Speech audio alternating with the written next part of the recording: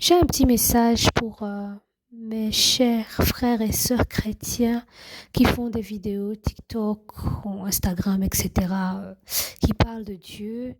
Je dois reconnaître que je suis tombée vraiment sur des vidéos qui m'ont rebâti, sur des vidéos qui m'ont vraiment fait du bien et qui m'ont aidé à avancer dans la vie.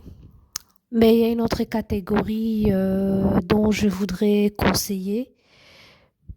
Une catégorie qui s'inspire des autres vidéos pour faire des vidéos. Ce sont des enfants de Dieu qui prient, ce sont des enfants de Dieu qui connaissent la Bible, qui peuvent parler de la part de Dieu, mais qui ne prennent pas le temps d'aller devant Dieu pour demander à Dieu, Seigneur, quel est le sujet du jour?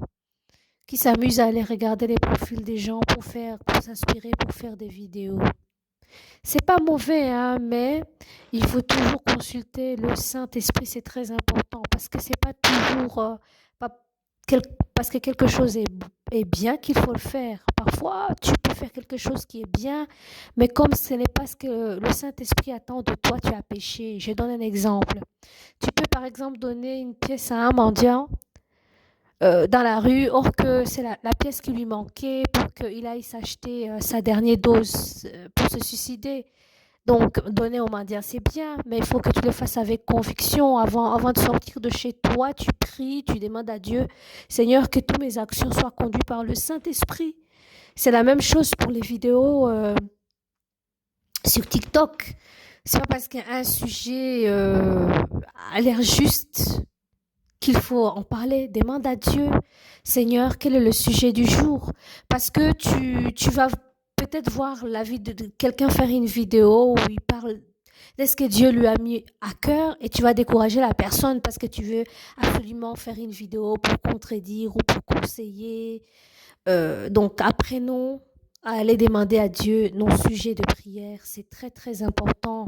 C'est très important. C'est comme ça que nous serons dans la capacité de s'apporter quelque chose chacun à l'autre parce que nous n'avons pas tous le même ministère.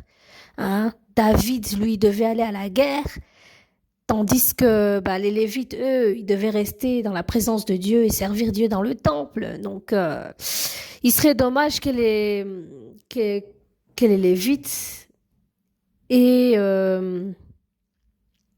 aient jugé David, par exemple. Et fait sentir à David que non, il était il était pas en train de faire la volonté de Dieu.